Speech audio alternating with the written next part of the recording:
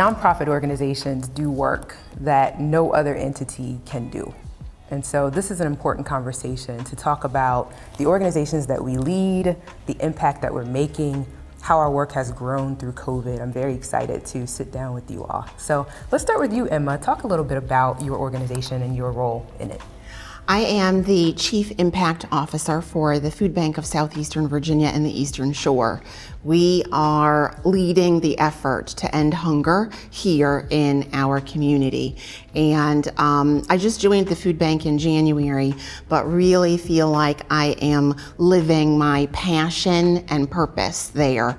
Helping people, vulnerable people in our community who are experiencing food insecurity. Nobody should be hungry. Wow, love it. What about you, Star? Talk to us about your organization.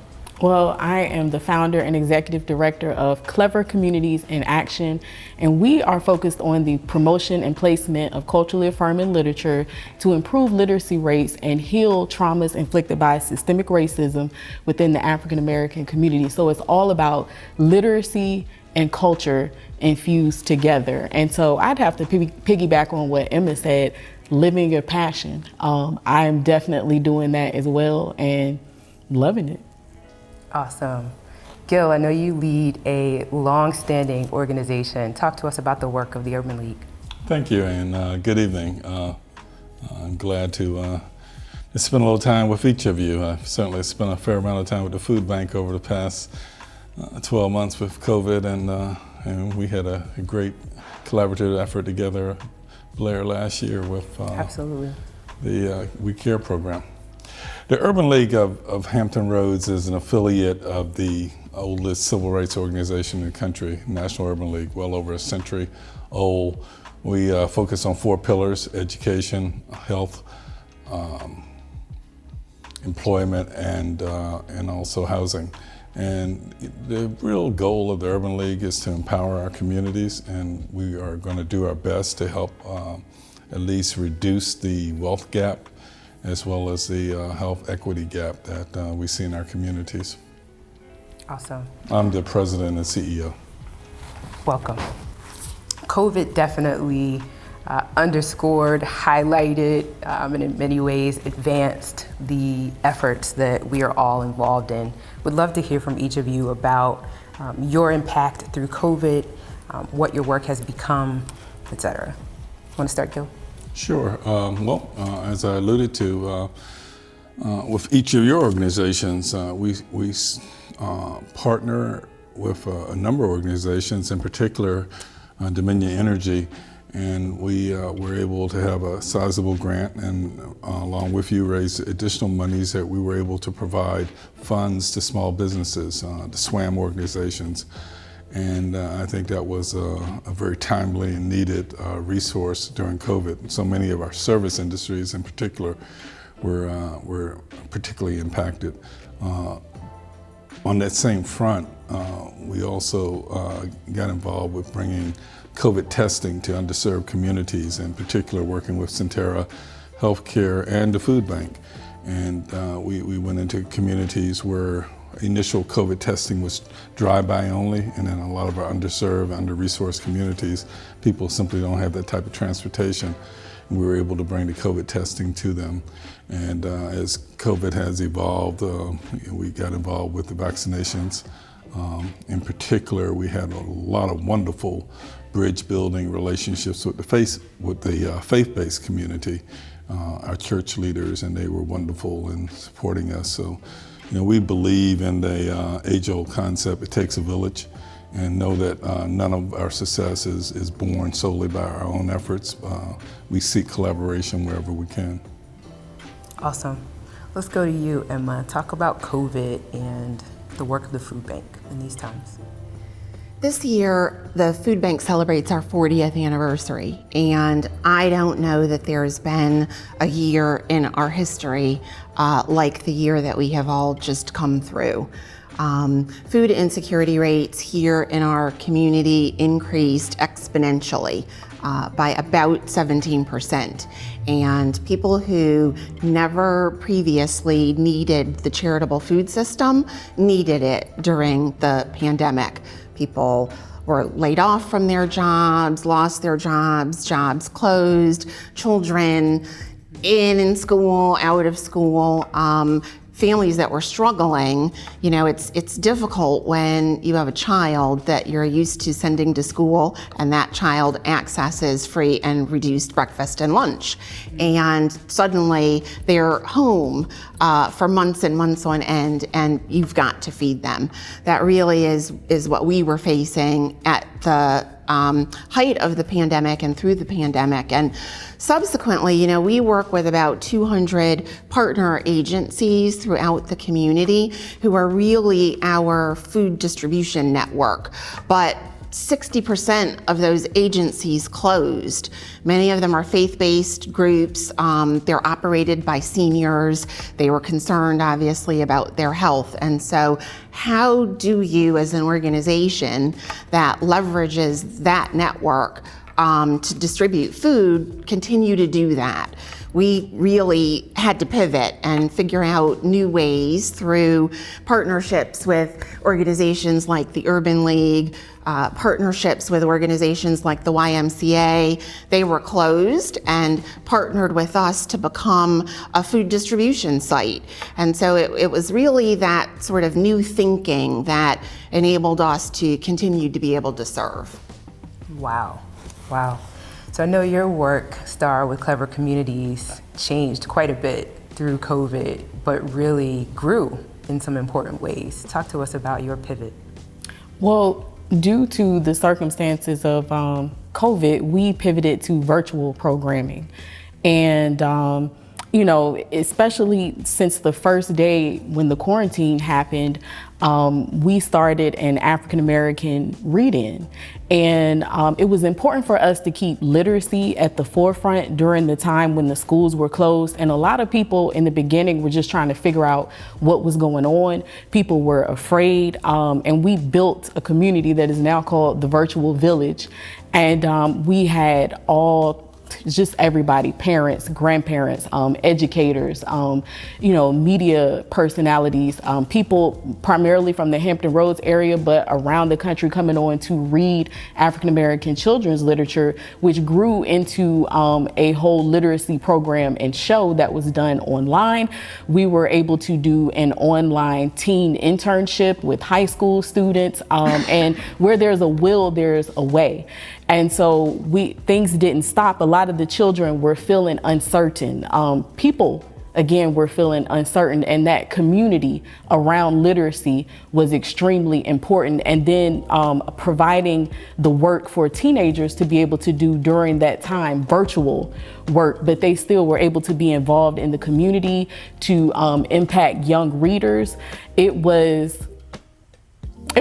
beautiful. And just seeing everybody gather together around literacy, also still being able to ensure that, you know, Title I elementary schools, we've done this for 11 years now, but we were still able to make those book donations to several schools. And it also caused us to get more attention. We've been doing the work for a while, but with the virtual pivot, more people found out about the work that we did, and we were blessed with funding from the Hampton Roads Community Foundation, Dominion Energy, Virginia Humanities, Truist. The list goes on. It was such a blessing for us in that way, and we were fortunate, and just being able again to positively impact the community in that way, a safe space around literacy and around culture. Because a lot of people, you also find that a lot of parents felt that the lack of culturally affirming programming was an issue. And so being able to provide that space was something that was extremely important to the children and the parents at that time. Awesome. I'm so happy. I had to say that. Nonprofit leaders are unique. We are innovative, we are passionate, and it comes across, I think, in everything that we do. I would love to hear from each of you how you got started in this work, or why you got started in this work. When did you know that this was the direction that your life would take? Start with you, Star. That's like a multi-level answer there. But I know that I'm originally from Alabama, and I'm the granddaughter of civil rights workers, people involved in the movement. So I think this was in me, just osmosis from my family. But at a young age, I was telling Gil here that I took a job with the Urban League. It was, they had the AmeriCorps program there, and my father was like, you need a job, you need to learn some responsibility. I said, okay, Dad, because it was 3 hours a day, running an after school program. And I found my passion there. I loved it. I began, I went above and beyond what was required, and I found out that I love working with children. And I had said way back then that I wanted to start a nonprofit organization, and it took some time, but again, living my dream, living my passion, and just the desire to work with our youth to, build them up, to affirm their existence. My granny had me reading when I was 3 years young. And I knew at that point I enjoyed reading, but when it got to the point where I wanted to read the chapter books, there were not books with characters that looked like me. There weren't the girls with the Afro puffs and the beads in their hair, or people who looked like my family. So once I got older and I began to see these books, it was a mission to promote these books, to help make sure that families, that schools have these books, and that our children are reading these books at a young age, and they see themselves positively represented in literature, so that we can create lifelong readers. We know that reading is the foundation of learning, so that that's just been a part of the mission. And again, just the blessing of being able to live out your passion and affect others positively while you're doing that, to affect your community in a positive way. Wow. Inspiring, for sure. Gil, I know you have a huge and long-standing entrepreneurship journey and trajectory, but also a lifelong commitment to service. Talk about your orientation to community work. Well, to your point, I've been an entrepreneur and remain an entrepreneur most of my working life. But in that regard, I also always participate in civic activities, particularly board work, across the country and across the state and across this region.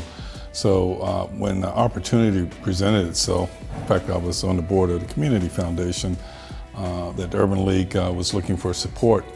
Upon further investigation, I saw a personal opportunity to get in and continue some of the work I had been doing through my companies and through other boards on a more direct, hands-on basis. And approximately 4 or 5 years ago, I started doing that, and it's been way beyond my initial expectations. And frankly, they say there are 2 important days in your life: the day you're born and the day you find out what you were born to do. And I believe this type of service work in the community to help our fellow citizens is my life's mission. So I look forward to continuing this journey with each of you. Love it. What say you, Emma? I am new as a nonprofit leader. This is really my first nonprofit leadership role.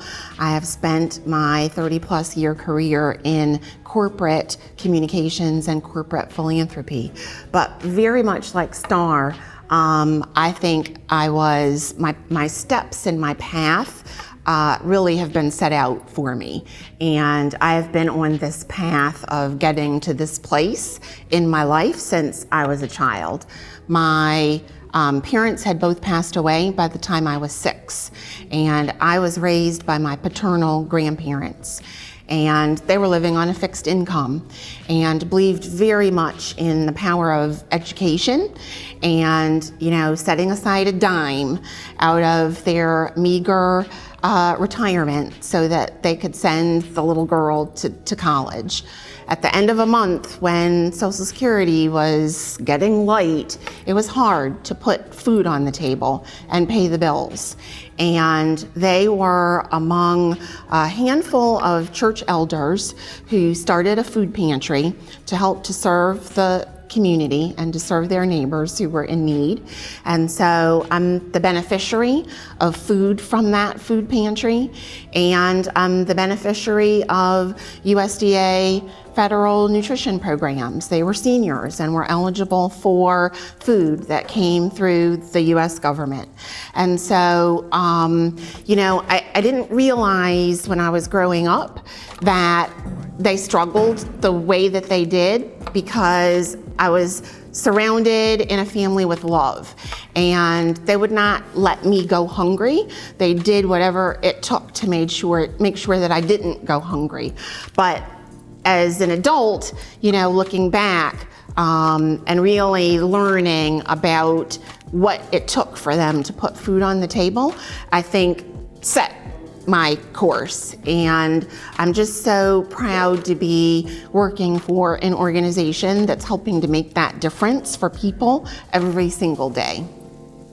I think what Emma just said probably sums up and personifies why all of us, you touch upon so many different areas of people who reached out in your community growing up that touch your life and your family's life to give you opportunities and maybe see beyond what you otherwise would have.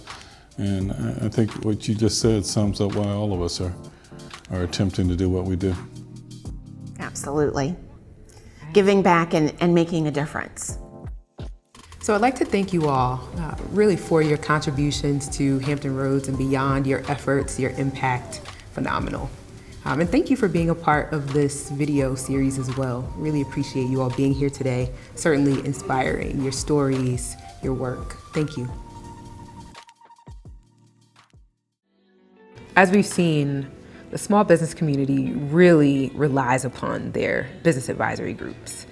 What is Truist's role? I know it's a multifaceted role, but how does Truist support the small business community?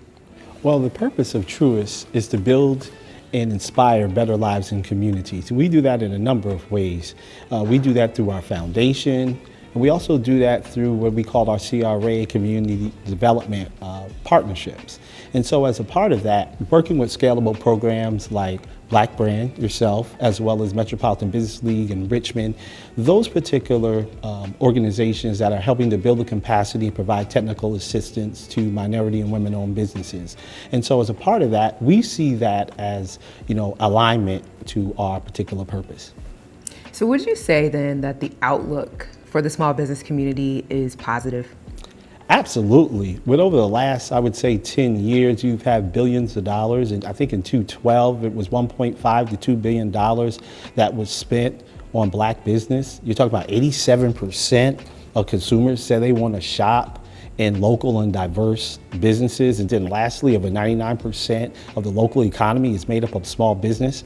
I could see that there's a major growth and really seeing business as an economic engine, minority-owned, women-owned businesses as the economic engine and driver in many regions around the country, especially here in Hampton Roads in the Mid-Atlantic region.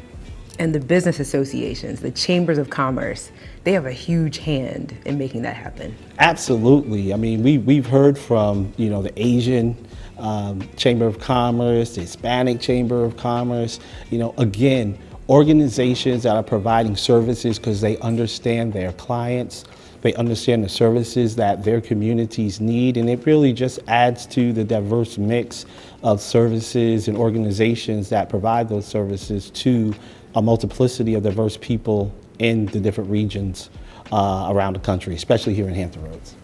Awesome. Great.